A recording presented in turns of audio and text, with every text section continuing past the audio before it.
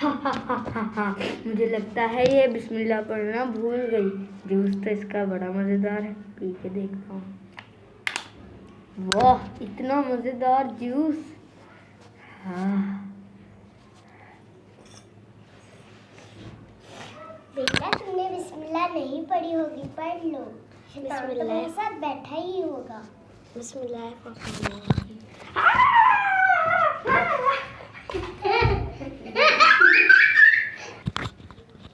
तो दोस्तों, जब भी खाना या फिर पानी पिएं, कुछ भी खाएं या फिर पिएं, तो बिस्मिल्लाह ज़रूरी पढ़ें, क्योंकि इससे शैतान आपके साथ नहीं खाता और आपके खाने में बरकत आ जाती है और शैतान आपसे दूर भाग जाता है।